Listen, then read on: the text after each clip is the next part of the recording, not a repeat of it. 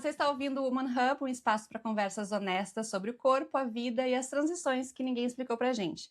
Hoje a minha convidada é a Carla Rigg. A Carla é brasileira, mora nos Estados Unidos, é casada com o Edu, mãe do Lucas e do Gabriel.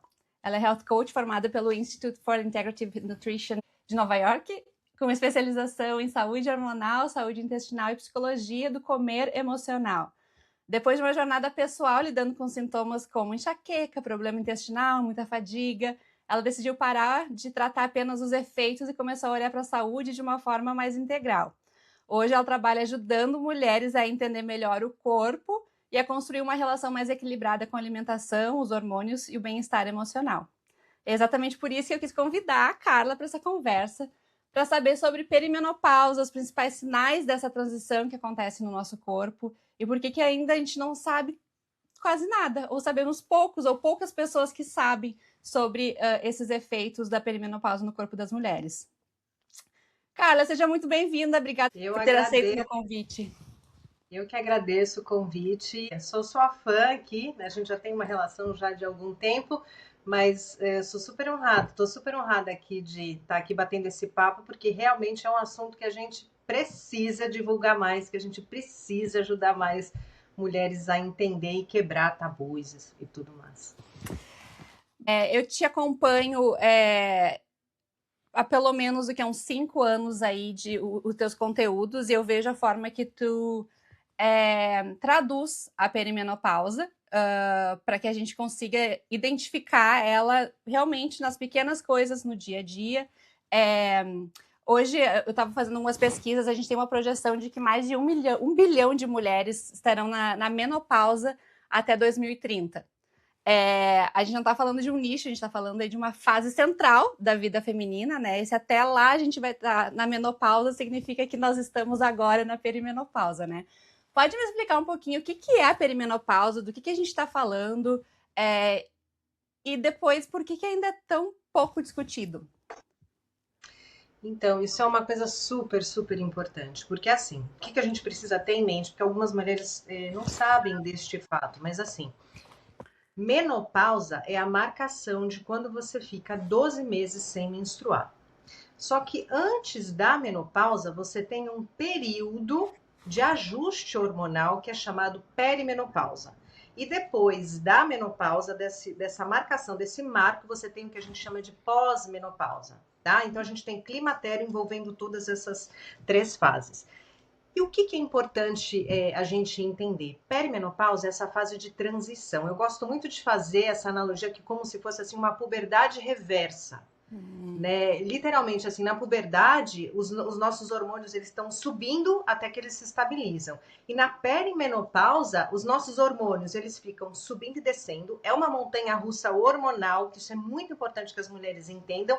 E aí depois eles caem. Então é como se fosse uma montanha-russa hormonal, assim, ó, em queda. Né? Literalmente. Aí a gente pode falar até um pouquinho sobre isso. Mas nessa fase de montanha-russa hormonal, que pode começar até 10 anos antes da chegada efetiva da menopausa, os sintomas começam e a mulher começa a não se reconhecer mais, né? E aí que está o grande problema, Fê. Quando a gente tem essa montanha-russa hormonal, de oscilação hormonal, literalmente você tem um dia o seu estrogênio está em alta, você está se sentindo poderosa, no outro dia ele está em queda lá no chão, você está se sentindo péssima, irritada, nervosa, né, com sono ruim. Então é como se fosse assim, você começa a não se entender porque é uma fase de montanha-russa. E o grande problema é que nessa fase de montanha-russa você tem muita dificuldade de fazer um diagnóstico em exames. E aí que mora o início, né, do problema. Muitas vezes, quando você não consegue identificar nada nos exames, dentro dos padrões normais da medicina, você não entra com esse diagnóstico. Então, só agora que isso está começando a mudar. Mas, basicamente, o que eu acho importante para a gente ter em mente para essas mulheres que estão nos ouvindo? É uma fase que pode começar 10, às vezes até 12 anos antes da chegada efetiva da menopausa. Tudo isso vai depender da sua genética e do seu estado, muitas vezes de inflamação. Uma coisa que é muito legal é para as mulheres perguntarem em que idade as suas mães entraram na menopausa, porque isso é um fator bem importante. E você entender que realmente assim a gente pode muitas vezes começar a sentir, né, ter sintomas 10, 12 anos antes. E aí é importante a gente entender quais são os tipos de sintomas que a gente precisa ficar, né, ligada nesse sentido. Porque muitas vezes as pessoas só pensam, menopausa, sintoma, calorão. Não, gente, calorão é sintoma que você vai sentir assim lá perto da chegada da menopausa. Você tem uma série de sintomas importantíssimos que já começam com, principalmente emocionais, que já começam com muita antecedência, né? Que aí, se você quiser, a gente já entra neles aqui para eu mencionar, mas é uma coisa importante para as mulheres já ficarem atentas. Isso, eu queria saber essa questão do sintoma, né, Carla? Pelas minhas pesquisas, eu vi que a menopausa, a idade média da menopausa, pelo menos no Brasil, é mais ou menos aos 48 anos. Então a gente tá falando, né? A gente vai 10 para trás, a gente começa a perceber que aos 38 a gente já pode estar sentindo o sintoma e nem tá sabendo, porque a gente não sabe quais são os sintomas, né? Eu queria que tu explicasse um pouquinho assim, do que a gente está falando, que sintomas é esse que a gente está assim, vivendo nessa montanha russa, e como que a gente, e eu nem sei se isso é possível, mas assim, como que a gente pode perceber isso é um sintoma da perimenopausa, sem confundir com outros sintomas que provavelmente são muito parecidos com a vida, simplesmente a vida acontecendo. Uhum. Então, é importante assim. Então, vamos pensar bem de uma forma bem clara, assim. A gente tem, então, o climatério, perimenopausa, marcação da menopausa e pós-menopausa. Perimenopausa, 10 anos antes. Nestes 10 anos, a gente tem que pensar isso. Altos e baixos hormonais. E estes altos e baixos hormonais, eles começam sempre com esse decréscimo que vai começando entre estrogênio, principalmente e progesterona, e onde que reflete os primeiros sintomas?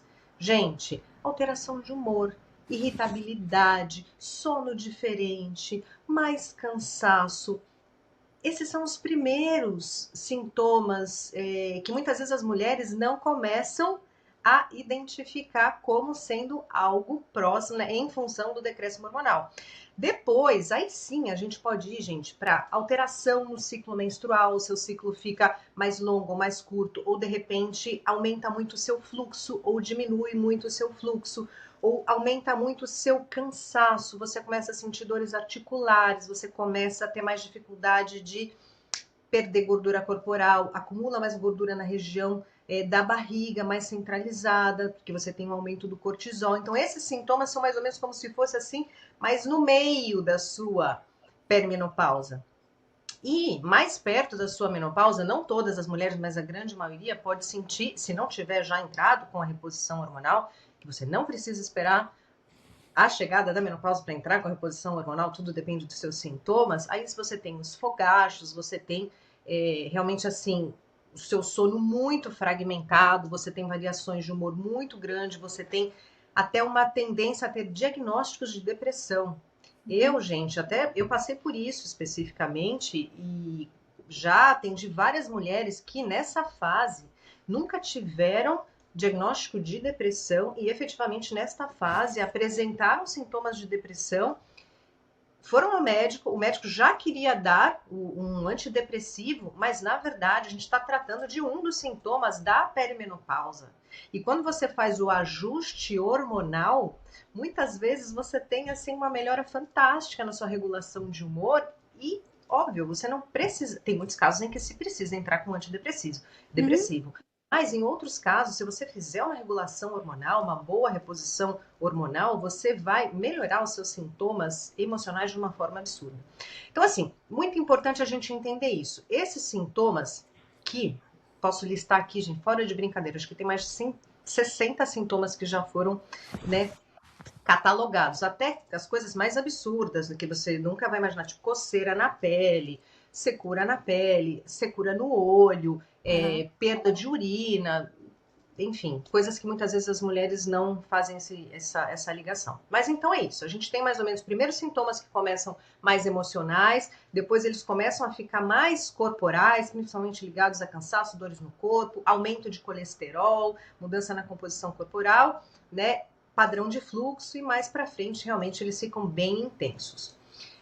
Aí, se você me perguntar como não confundir isso, eu gosto muito de colocar essa pergunta aqui para as mulheres que eu cuido, né? Assim, você tem que se conhecer.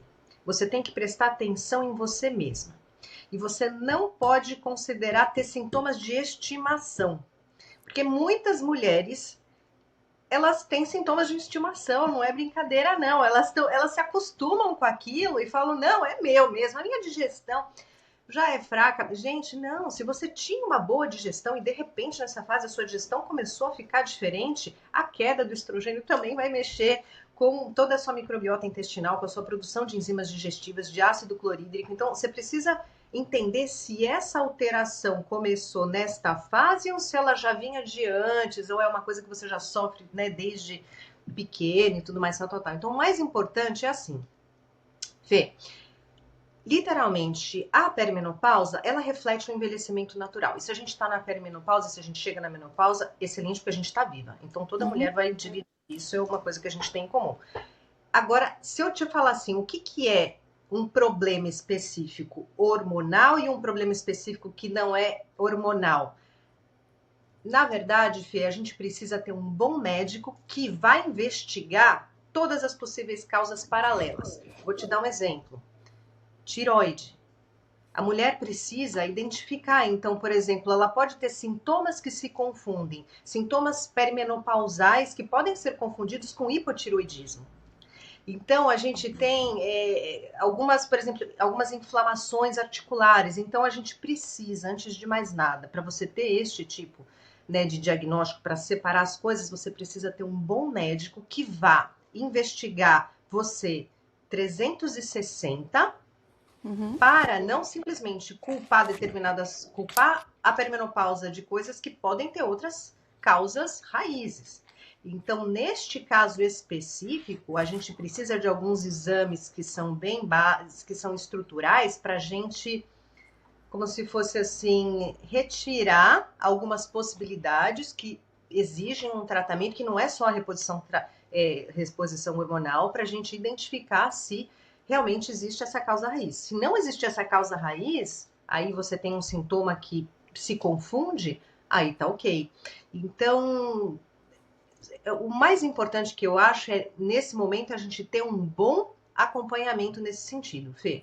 E afastar causas raízes de outros problemas estruturais importantíssimos. E se essas causas estiverem afastadas, e aí a gente pode ir por uma... E a gente tiver, né, com esses sintomas muito característicos e tudo mais, aí a gente pode entrar a trabalhar mais nessa questão da perimenopausa. Acho que ficou claro assim, né? Ficou. Carla, porque a questão da reposição hormonal, tá? Eu percebo que existe uma resistência, existe um... Eu não sei se é um medo, eu vou chamar de resistência à reposição hormonal. E aí, pesquisando sobre esse assunto, e aí tu tocou um ponto muito importante, que tu precisa de um médico muito bom, né? Que vai fazer um 360 e a gente sabe que, pelo menos como imigrante, aqui é difícil a gente encontrar alguém que vai tirar o tempo de te examinar, de pedir todos os exames possíveis e imagináveis.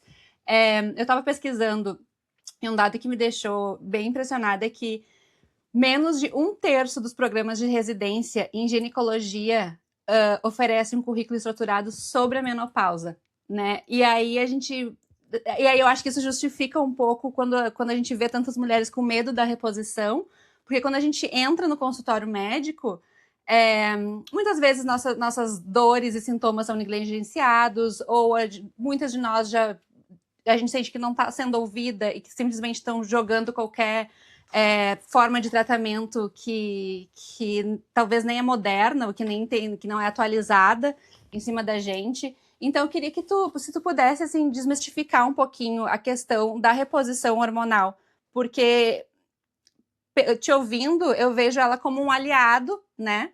E não como o monstro dessa história.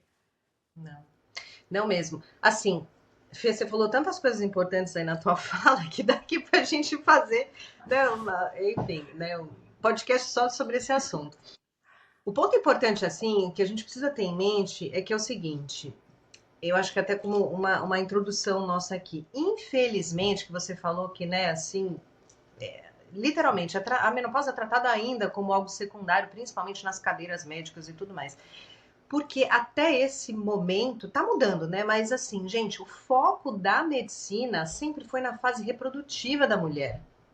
Então, sempre foi assim, as pesquisas, os investimentos por décadas sempre foram direcionados na fertilidade, na gravidez, na concepção, em problemas gerados pela gravidez. Então, assim, muito pouco investimento nesta fase, né? Então, isso é algo que a gente precisa entender que é super importante para a gente ter em mente que a estrutura da medicina nesse momento está começando a mudar. Então, a gente tem uma parcela de médicos que ainda estão desatualizados em termos, né, do que você tem de novo, das formas efetivamente que você tem de conseguir fazer um apoio e um auxílio com relação a essa mulher, tá? Uhum. Aí, ponto número 2 que eu acho super importante. Eu não sei se você já ouviu falar, Fê, mas em 2002 teve um estudo importantíssimo publicado que chamou Women's Health Initiative, que é o Uhum. WHI, que foi um estudo importantíssimo, que ele foi feito, se eu não estou me enganada, acho que 12 mil mulheres, que era justamente porque até essa época existia já reposição hormonal, só que a reposição hormonal ela era feita através de um hormônio, de um estrogênio que ele era retirado do xixi da égua prenha, Uhum. né? Então assim, e aí as mulheres tinham, elas usavam, acho que se não estou enganada, acho que desde a década de 50 existia então essa reposição de estrogênio, elas se sentiam super bem. E aí foi feito foi essa iniciativa, vamos fazer esse estudo para realmente ver se existe algum risco e tudo mais. E eles queriam checar o risco, principalmente com relação ao risco cardiovascular, né? E de AVC, câncer de mama e tudo mais. Só que aí o que aconteceu? Literalmente, houve assim, primeiro, a amostra das mulheres que fizeram parte desse estudo, infelizmente, estava completamente deturpada, né? Então a gente tinha assim, eles pegaram mulheres que já numa média acho que de 63 anos para participar do estudo, ou seja, elas já estavam na pós-menopausa há mais de 10 anos. Ou Uhum. seja, se você já tinha um risco cardiovascular,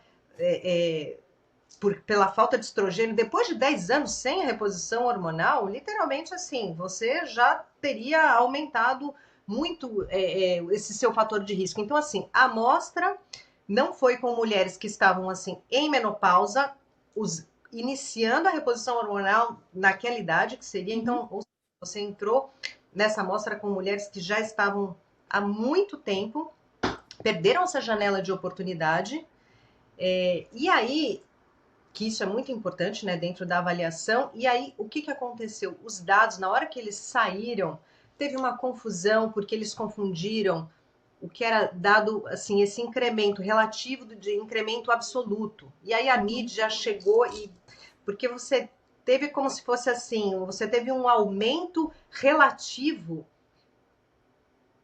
alto, mas um aumento absoluto ridiculamente pequeno. Uhum. E a mídia, quando saiu esse estudo, começou a falar assim: não, aumenta o risco em 25%, né, de você desenvolver o câncer de mama e tudo mais. Então, enfim, foi infelizmente uma má interpretação de um estudo, Um desserviço. um desserviço em que a base, inclusive, né, a base de dados estudadas já estava enviesada e que a partir deste momento se gerou um pânico e um caos absoluto. Todos os médicos pararam de fazer reposição hormonal. E sem falar que naquela época, como eu te falei, eles estavam sendo estudados, né? As mulheres elas recebiam um hormônio que era proveniente, né, do xixi da égua prenha, que é completamente diferente do que a gente usa hoje, que são hormônios bioidênticos de outra geração e tudo mais, tal, tal, tal. Então você Uhum. teve uma série de coisas erradas, ou não deturpadas, mas equivocadas nesse estudo e que gerou um caos. Então a gente entrou numa fase de mais ou menos uns 15 anos de lacuna, de um bom tratamento, de mulheres que ficaram sem essa possibilidade de fazer essa reposição hormonal, então sofrendo com seus sintomas por conta de um estudo que, infelizmente, os dados eles foram interpretados de forma equivocada. E aí, o que foi assim menos mal é que, acho que se não me engano foi em 2020, houve uma reanálise deste estudo e foi assumido que realmente assim todos os equívocos que foram feitos com relação à base das mulheres que foram analisadas, com relação à interpretação dos dados e tudo mais. Então, enfim, foi feito como se fosse assim uma reestruturação, né, da análise dos benefícios da reposição hormonal. Então, agora a gente está vivendo essa fase. Primeiro que a gente tem opções que são bioidênticas, que são a fórmula molecular destes novos hormônios, eles são muito parecidos com a dos nossos próprios hormônios. E a gente está estudando muito mais sobre os benefícios da reposição hormonal e foi desmistificado.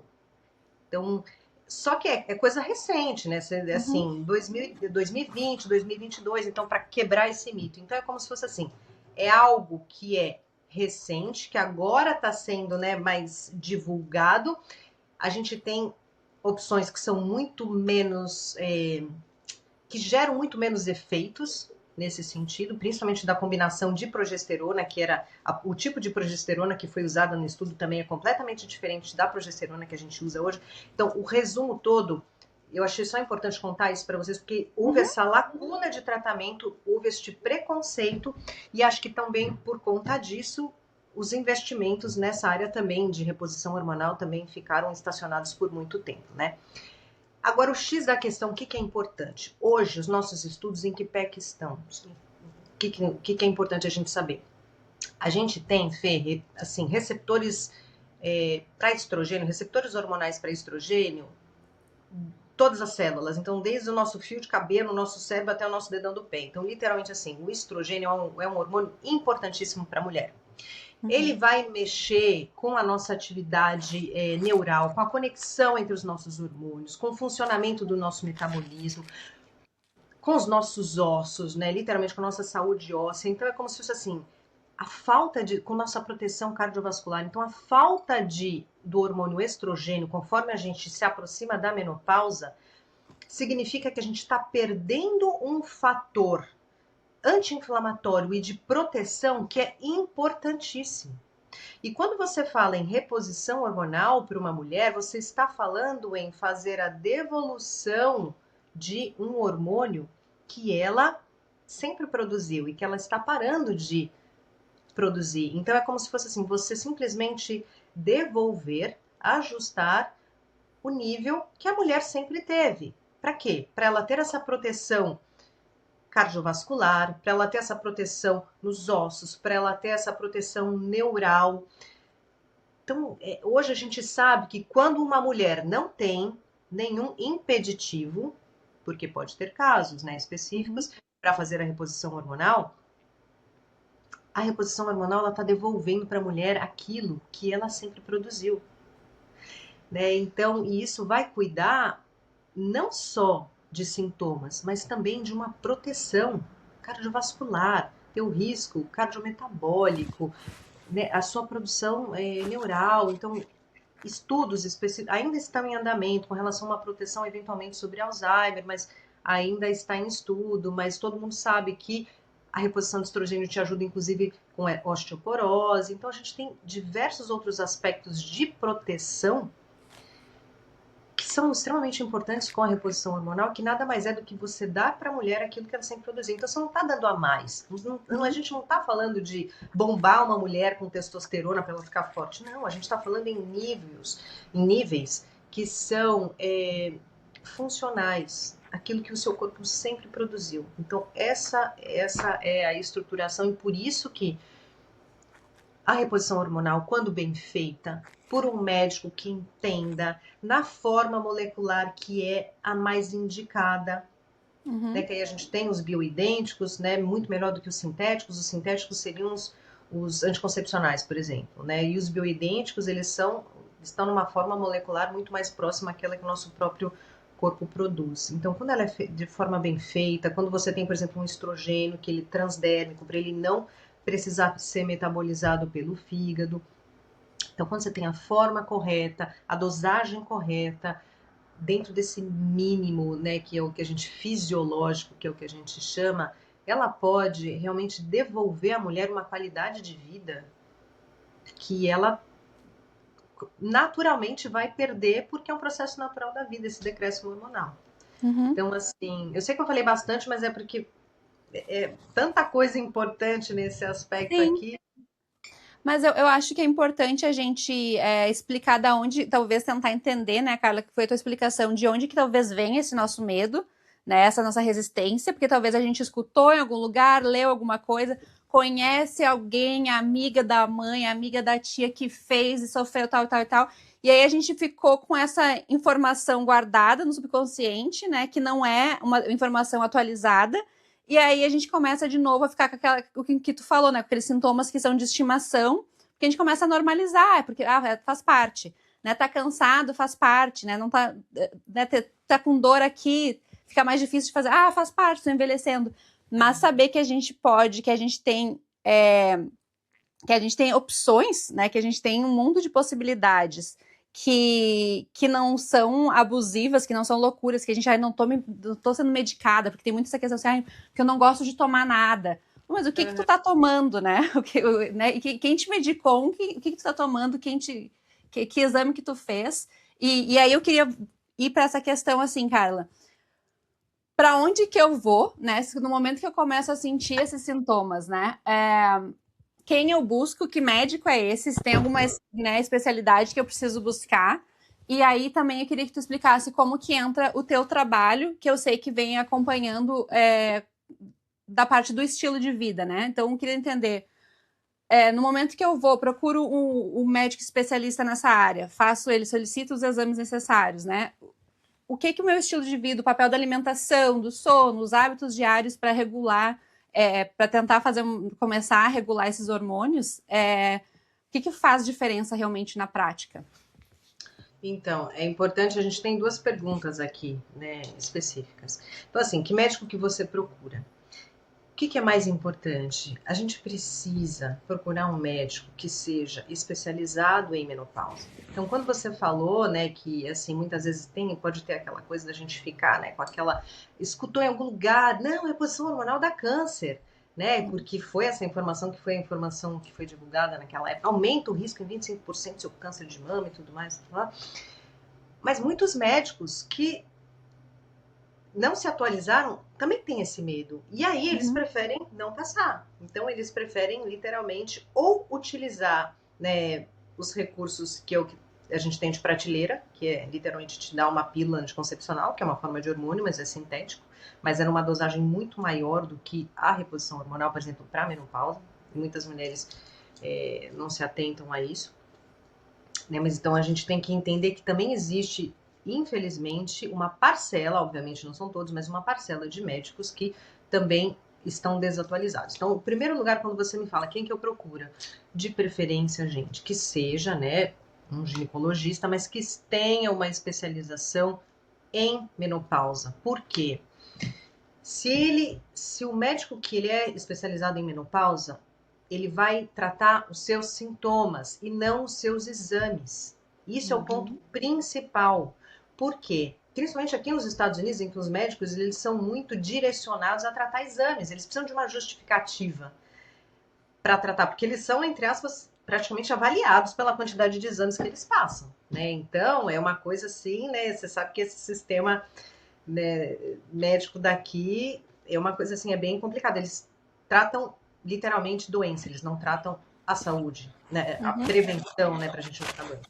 Então, um médico bom, ele vai olhar para você, ele vai te escutar, ele pode até fazer exames que eu acho super importante, mas ele vai entender que se você estiver na perimenopausa, o exame, ele é um retrato de um dia, e perimenopausa é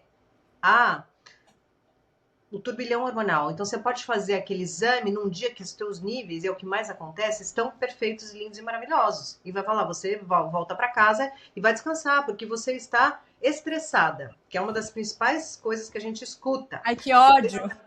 Você está estressada, então seus sintomas têm a ver com estresse, né? Então, é importante a gente ter isso em mente. Um médico que ele é bom, que ele é especializado, o que ele vai fazer? Ele vai escutar os seus sintomas, ele vai fazer essa correlação, e se os seus sintomas realmente estiverem atrapalhando a sua qualidade de vida, ele pode sim entrar com várias possibilidades de tratamento, entre elas a reposição hormonal, se for indicada, eventualmente só com progesterona, depois com estrogênio e progesterona, depois com testosterona. Você tem várias combinações dependendo dos sintomas. Você tem a reposição hormonal de estrogênio transdérmica, você tem a reposição hormonal, por exemplo, intravaginal, principalmente para mulheres que estão com muita secura vaginal, que pode ajudar, inclusive, em escapes de urina. Então, a gente tem várias possibilidades, mas um médico bom, ele vai te escutar os teus sintomas e não se basear apenas por exames. Então, esse é o ponto número 1 da sua pergunta. Agora, com relação ao ponto número 2, que isso é muito importante, Fê, um corpo que está inflamado, um corpo que está em desequilíbrio, ele nunca vai otimizar ou receber uma reposição hormonal da forma otimizada. É importante a gente também quebrar o mito aqui de uma mulher para ela achar que reposição hormonal vai ser a solução de todos os problemas, porque não vai. Reposição hormonal não é a solução de todos os seus problemas se você estiver literalmente com um corpo que está em desequilíbrio. Então, a gente precisa começar estruturando a base. A gente precisa cuidar da nossa casa, não só para a gente receber bem os hormônios, mas é porque é isso que vai trazer a nossa longevidade. E aí, para mim, o que eu acho que é muito importante, a gente tem 3 pilares aqui desse cuidado da nossa casa. O primeiro de todos, gente, é sem dúvida nenhuma a alimentação. A alimentação, ela precisa ser mais anti-inflamatória e ela precisa ter um índice glicêmico mais regulado. E por que que é isso? Porque o estrogênio é um hormônio que tem um fator anti-inflamatório poderosíssimo. E você está em decréscimo de estrogênio, ou seja, você está perdendo o fator de proteção anti-inflamatória natural do seu corpo. Então, o que você tem que fazer? A tua alimentação tem que tentar fazer uma compensação dessa perda desse fator anti-inflamatório. Então, você tem que colocar muito mais alimentos anti-inflamatórios na sua dieta e retirar os alimentos que são mais inflamatórios. Então, a gente precisa, literalmente, tirar mais os industrializados, que todo mundo já está um pouco meio careca de saber disso, mas a gente precisa incluir mais fontes de vitamina C, mais, sabe, azeite de oliva, a gente precisa colocar mais berries, mais nozes, castanhas. A gente precisa fazer com que a nossa alimentação seja rica de compostos funcionais específicos que vão nos trazer essa proteção. E o que é muito importante, redução do índice glicêmico da alimentação. Por quê? Porque o estrogênio e a progesterona também, mas o estrogênio tem um fator muito importante na regulação de açúcar do sangue. Ele vai te ajudar nesse controle de açúcar no sangue. Então, quando literalmente a gente entra nessa fase, você pode até perceber que você pode estar comendo a mesma coisa, você vai começar a ganhar peso, e este peso vai se acumular muito mais na sua região abdominal, porque você está em decréscimo do estrogênio e da progesterona. Os dois têm um fator muito importante para regular o seu açúcar no sangue, ou seja, você vai entrar num estado maior de resistência à insulina, vai ter uma tendência muito maior de acúmulo de gordura se você não cuidar daquilo que você come, ou seja, mais proteína, menos carboidrato. Não é para cortar carboidrato, não, muito pelo contrário. Mas porque carboidrato ajuda até no cortisol, que eu vou falar já. Mas a gente precisa focar muito no na nossa ingestão proteica, e a grande maioria das mulheres não faz isso.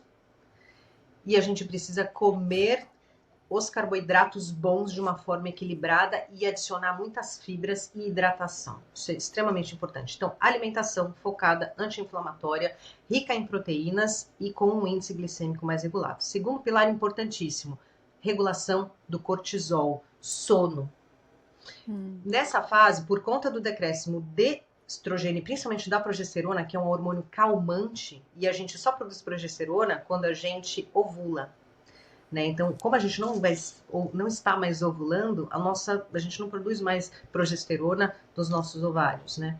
E aí o que acontece? Progesterona é um hormônio calmante, ele é um hormônio até, né, diurético, então você é um hormônio que te ajuda na regulação do sono. Então, com menos progesterona, você vai tender a ter um sono muito mais picado, você vai tender a ter uma desregulação do cortisol muito maior, por isso que a gente fala que a gente tem a reunião das 3 da manhã, literalmente, as mulheres que estão nessa fase, todo mundo tem uma reunião às 3 da manhã que você acorda.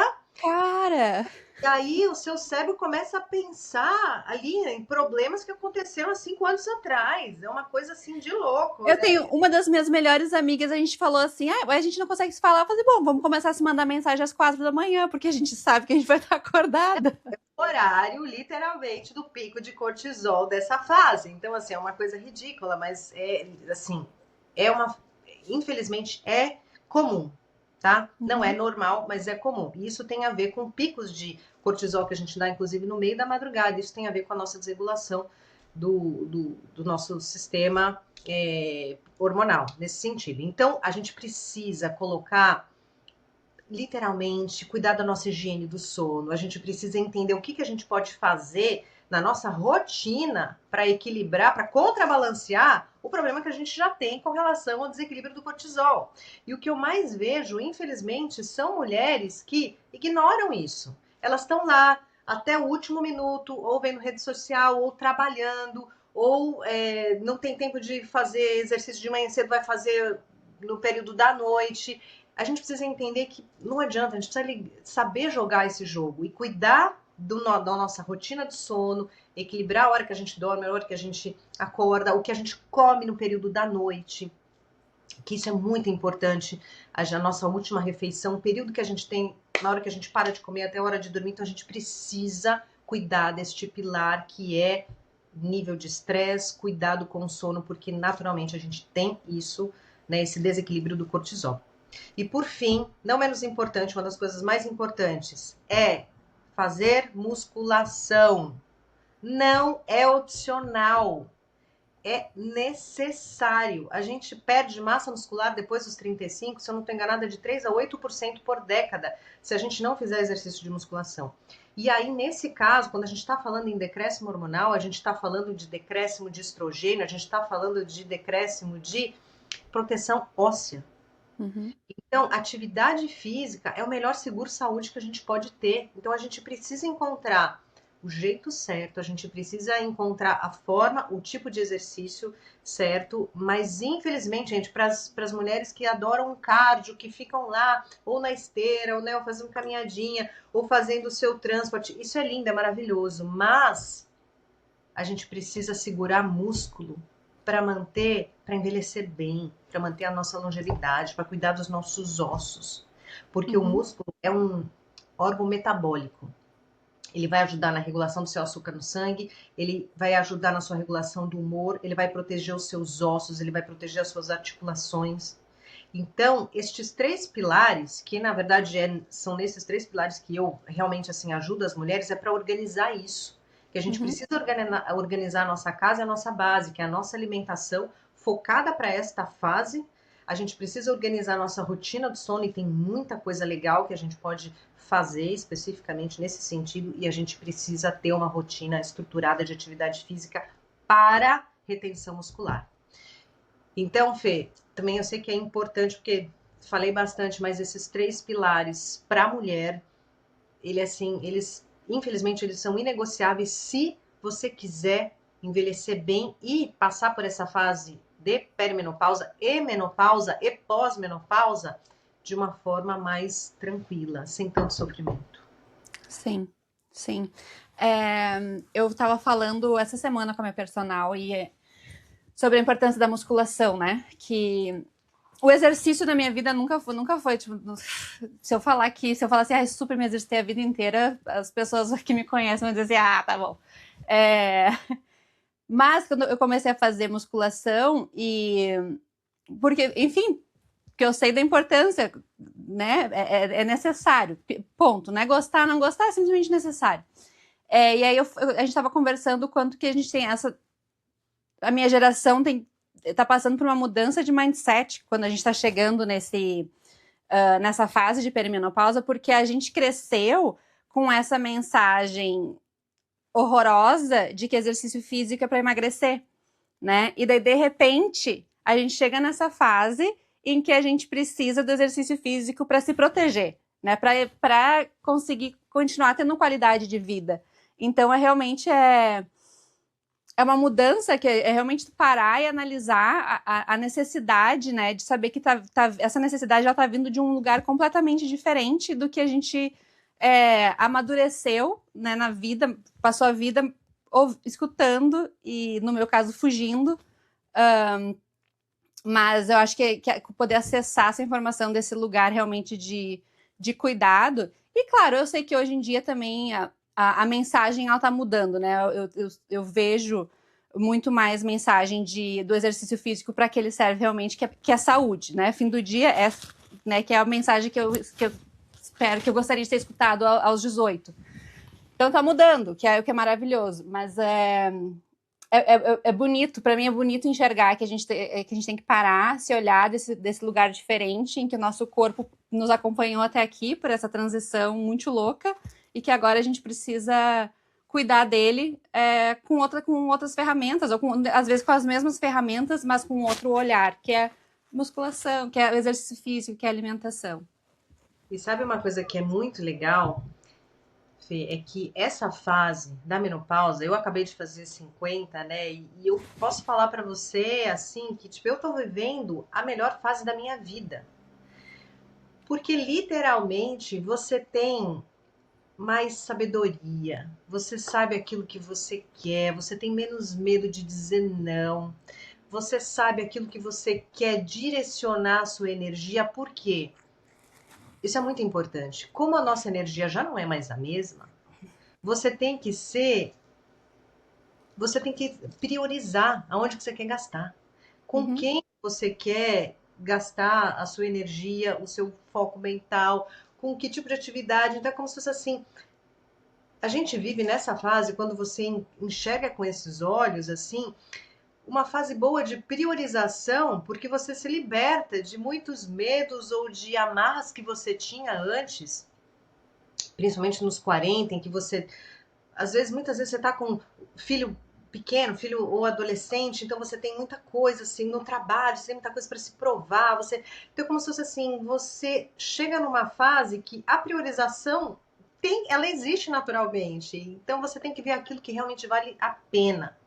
Então, emocionalmente, se você souber enxergar essa fase, eu acho que ela é uma fase muito libertadora, inclusive ela está sendo para mim muito libertadora, justamente por conta disso. Eu não devo nada para ninguém e as amarras que me seguravam, os medos de dizer não que eu tinha do passado ou de desagradar determinadas pessoas, eles estão se esvaindo. Porque eu estou entrando numa outra fase da minha vida e eu quero viver essa fase da minha vida da forma mais plena possível. E o mais importante é isso, é o que você falou, a gente mudar o olhar. Então, daqui para frente, o jogo é diferente. Porque, graças a Deus, nós estamos nesta fase. Ou seja, nós não estamos mortos, nós estamos vivíssimas da Silva. Então, a gente precisa entender quais que são as novas regras do jogo. Então, ter esse olhar de, poxa, então, se eu estou com decréscimo hormonal, eu preciso cuidar mais disso ou daquilo, tal, tal, tal. Mas não como um peso. Olha, como se isso fosse realmente assim, isso é uma escolha que eu estou fazendo porque eu quero envelhecer bem. Então eu acho muito legal a gente se desamarrar emocionalmente de algumas coisas que a gente tinha antes, até com relação a autoprovação e tudo mais, e a gente entender que pode ser uma fase maravilhosa, desde que você leia esse novo cenário, entenda como que você consegue ajudar o seu corpo especificamente, aprenda sobre as possibilidades que você tem aí, as alternativas que você tem e largue da coleira dos seus sintomas de estimação, manda eles embora, assume as rédeas e fala, não quero mais passar sobre isso, deixa eu pesquisar, deixa eu entender o que eu posso fazer para melhorar. Então eu acho que pode ser uma fase muito grandiosa se a gente tiver essa sabedoria, esse olhar sobre as possibilidades. Sim.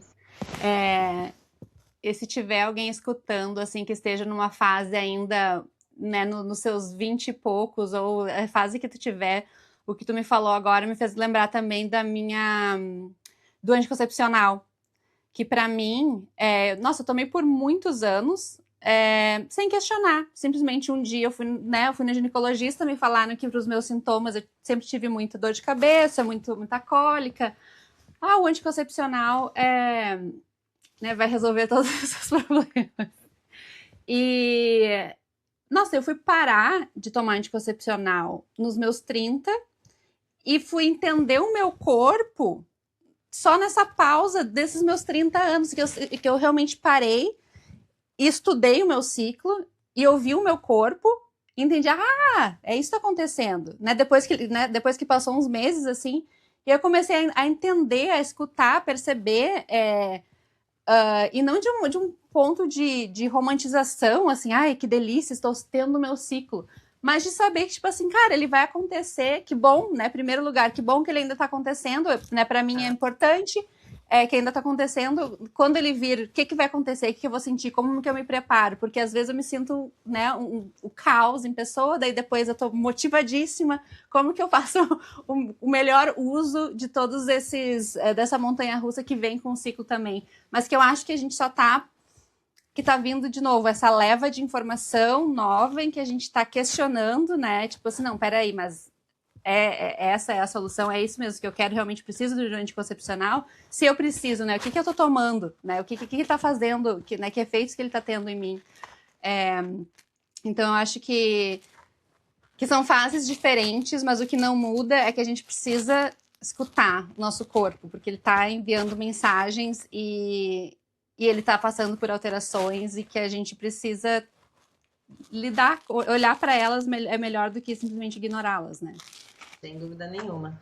E uma coisa só importante, tem algumas mulheres que falam, não, reposição hormonal, não quero fazer, mas são mulheres que tomaram anticoncepcional a vida inteira. A vida você toda. precisa entender que o anticoncepcional você estava fazendo uma reposição hormonal de valores até muito mais, concentrações mais altas do que a reposição hormonal quando ela é bem feita na menopausa. Então, a gente precisa quebrar isso. E fórmula molecular, como eu te falei, o anticoncepcional é um hormônio sintético. A gente tem as opções bioidênticas.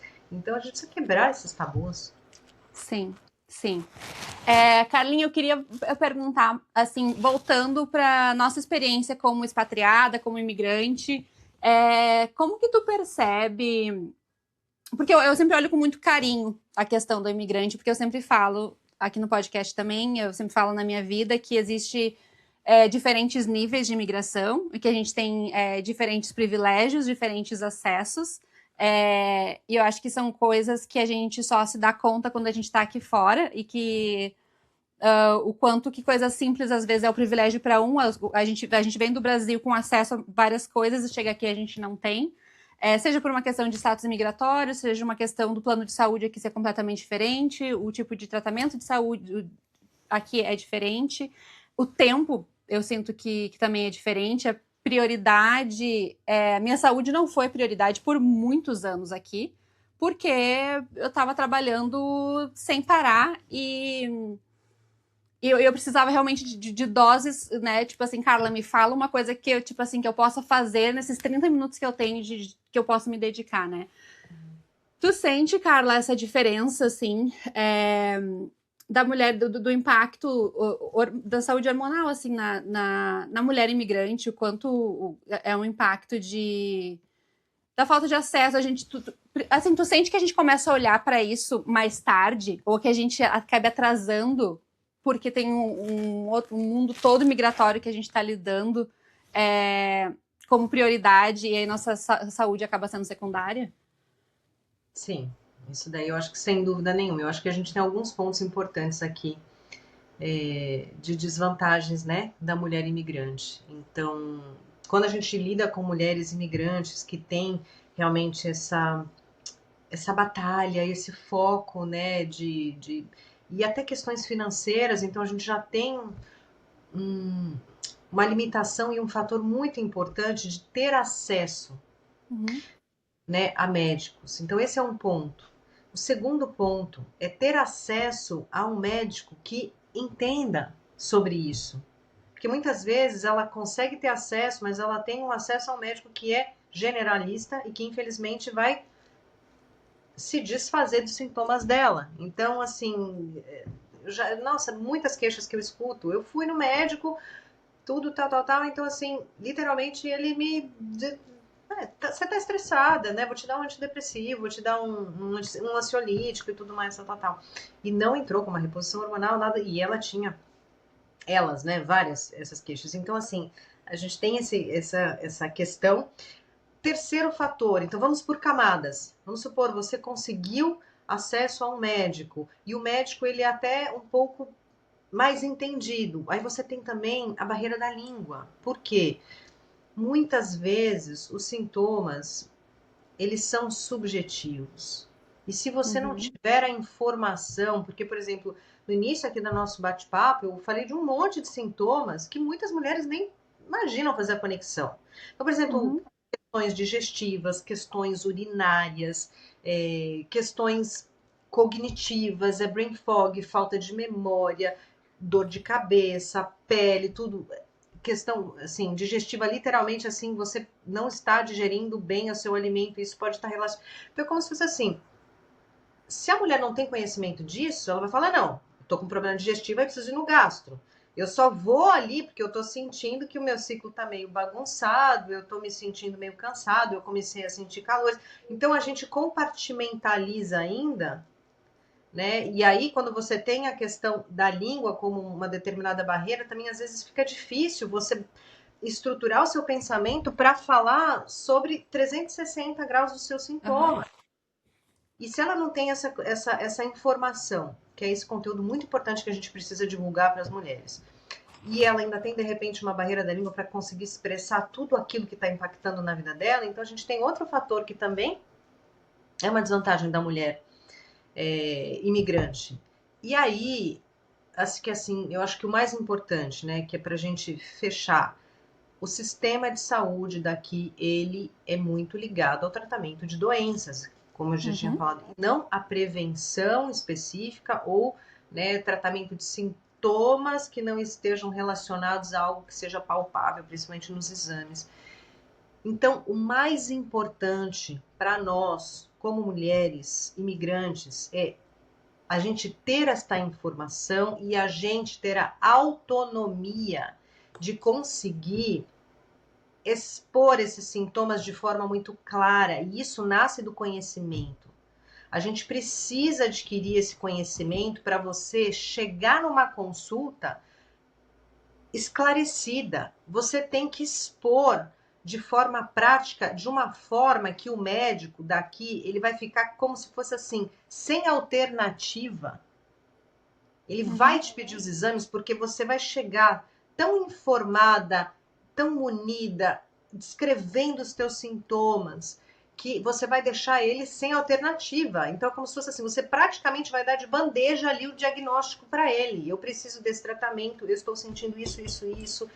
Eu já fiz essa pesquisa. Então, isso é uma coisa muito legal, porque eu faço com as minhas clientes que é como se fosse assim: a gente vai fazer uma pré-consulta para você É. ter um briefing daquilo que você precisa falar e conversar, porque como imigrante ou como mulher nessa fase, muitas vezes diante de um médico que pode não estar tão antenado ou Uhum. atualizado, você precisa ter essa autonomia. E essa autonomia nasce do seu próprio conhecimento.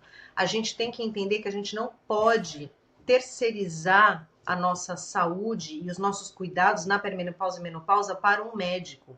Isso é você fazer, uma roleta russa, porque você pode pegar um cara super bem, uma médica super bem intencionada e que entenda, como você pode, a maior chance que você tem, não bem intencionada, não é isso que eu quis dizer, mas entendido e Uhum. especializado, Atualizado. atualizado, e você pode pegar um médico que seja mais generalista. Uhum. Então, eu acho que isso é o mais importante. Esse é um recado que eu queria deixar muito essa mensagem aqui para as mulheres imigrantes.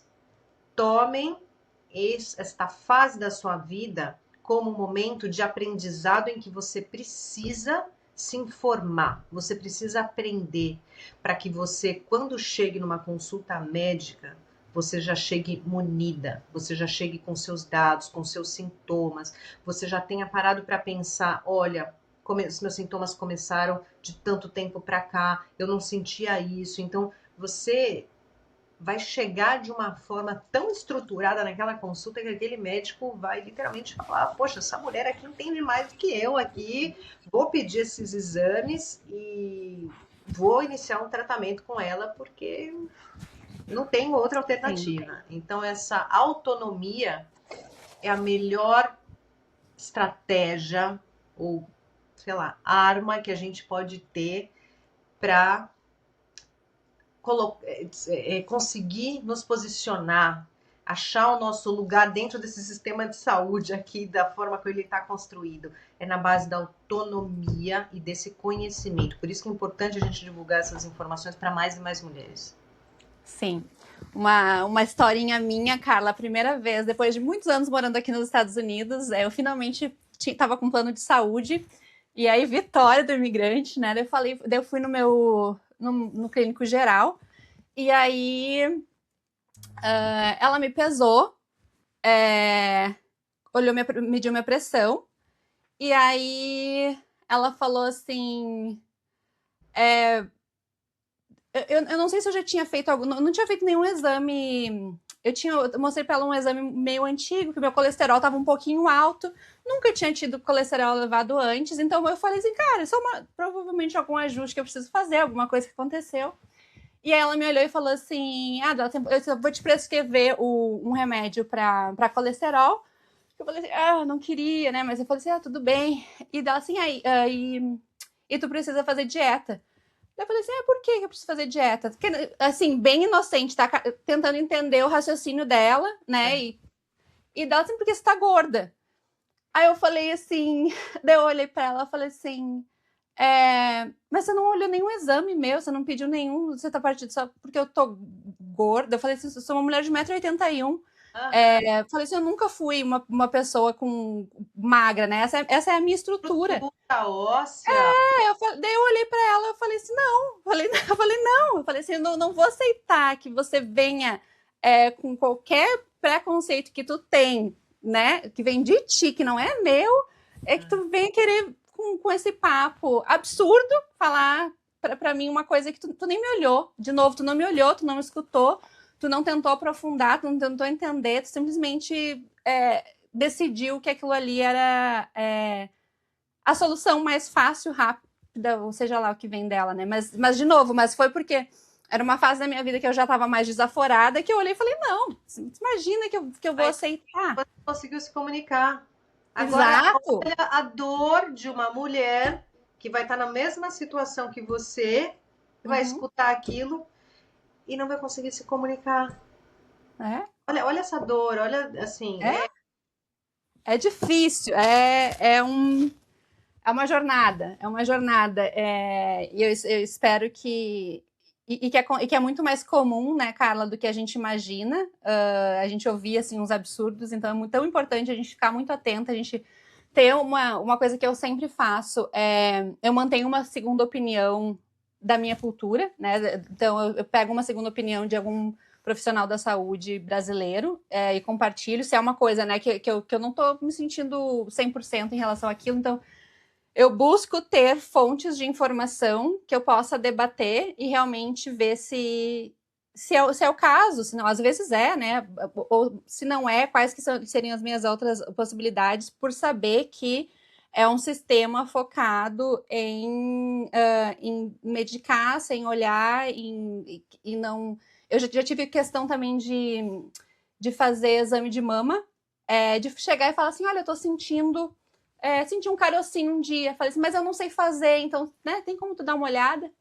Não tem nada, né? Não tem nada. Eu falei, tá. Daí vai a Fernanda pro Brasil. Falei assim, falei assim, eu sei que eu senti alguma coisa. Falei assim, não sei fazer esse exame de toque direito, mas eu senti alguma coisa. Fui no médico de novo, fiz uma mamografia, fiz um monte de exame, ginecologista lá, encontrei um nódulo, tive que fazer biópsia. Mas se não fosse eu sentar, olhar, perguntar e falar, não é isso, e que às vezes a gente não tem as ferramentas, a gente não tem o tempo de se olhar, de escutar, a gente ainda tem, eu acho, essa questão do médico, né? Ah, mas o doutor disse. Isso. Não, aqui não Não, pode. Aqui a não. gente tem que ter essa autonomia da nossa saúde. Isso é muito importante, isso é muito relevante.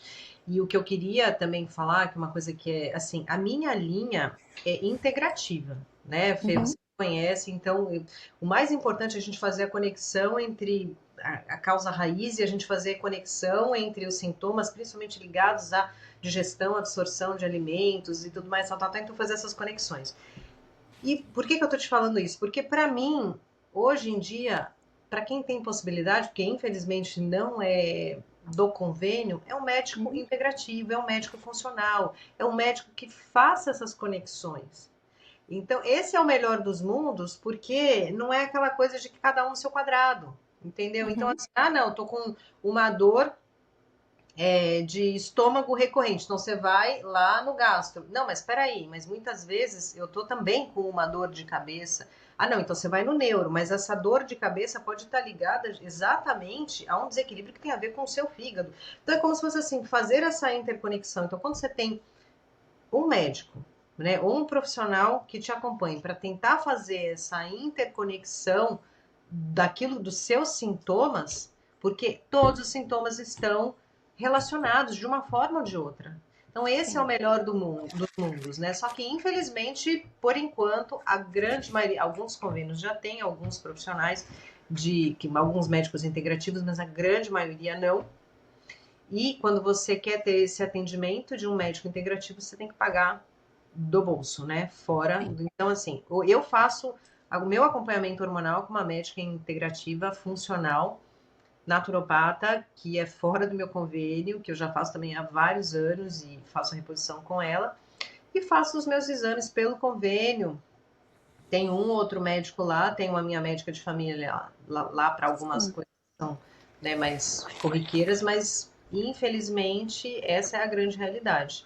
A médica que é a minha médica que toma conta dos 360, até porque a gente conversa, né, de uma forma bem integral, porque essa é a minha linha, então é uma conversa muito boa, porque eu já chego também com todas as possibilidades ali, então é até engraçado as nossas consultas, né?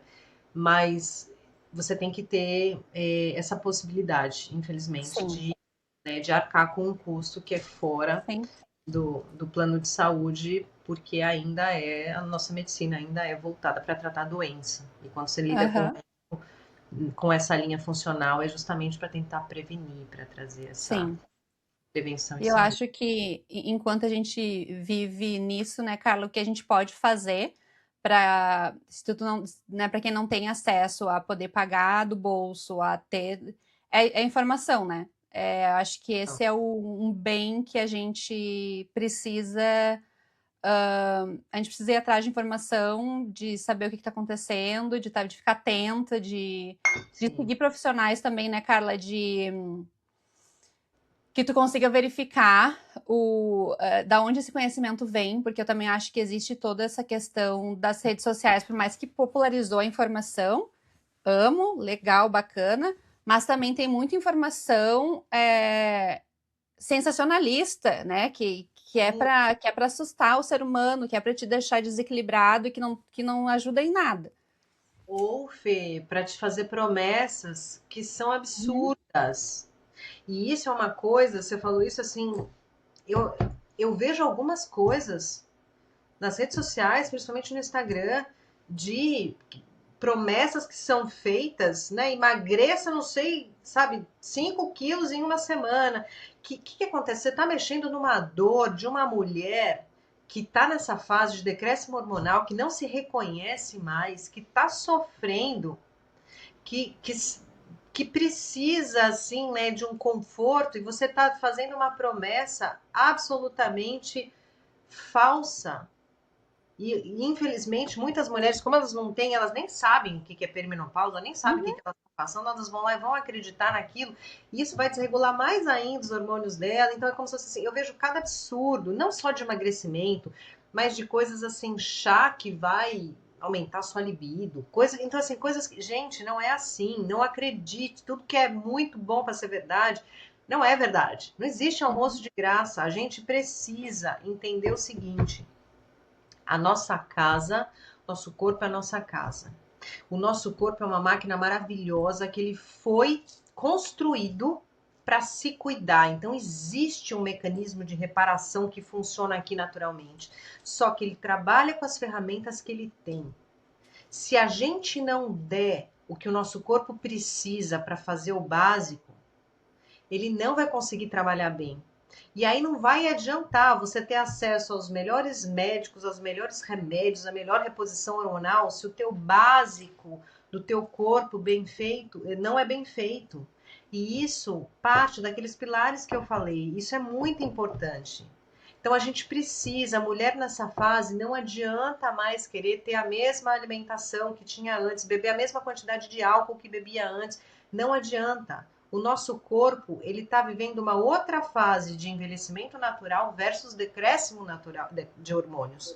Então a gente precisa entender isso. O que o meu fígado precisa para metabolizar melhor? Porque o meu fígado está envelhecendo, não é só a pelinha aqui bonitinha ali, não. O fígado está envelhecendo, o intestino está mais desequilibrado, o nosso rim, o nosso sistema de filtragem está diferente. Então, assim, o que a gente precisa do básico?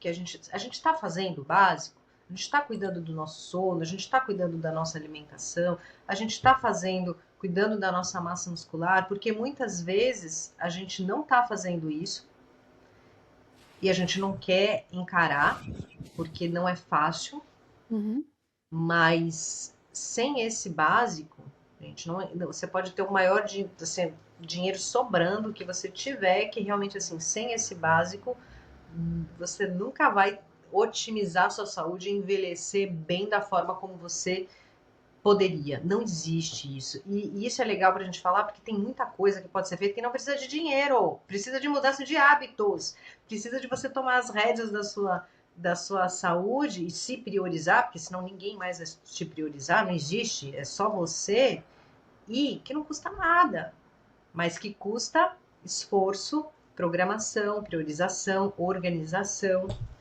Então, é importante a gente saber isso, porque a gente falou bastante de acesso a médico e tudo mais, tal, mas infelizmente tem muitas mulheres que são imigrantes, mas não se priorizam, não priorizam a sua saúde, o seu sono, a sua alimentação, por X motivos.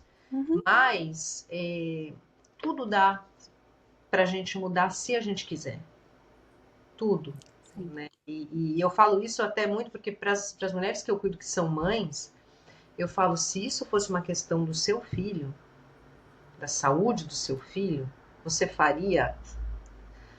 dormiria plantando bananeira, você faria qualquer coisa, organizaria, cozinharia no meio da madrugada e tal, tal, tal. Para você, você não faz. Para o seu filho, você faria. E até quando você vai esperar para se colocar em primeiro lugar? Não, assim, se colocar em primeiro lugar não é ser egoísta, é literalmente você cuidar de quem vai cuidar de quem você ama. Sim.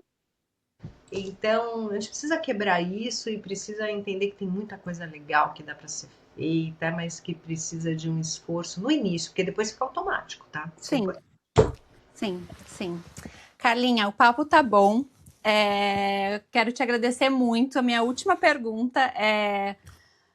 Para esse podcast, eu criei esse podcast aos meus 39 anos, porque eu disse que eu chego aos 39 com muito mais perguntas do que respostas, o que eu acho fantástico.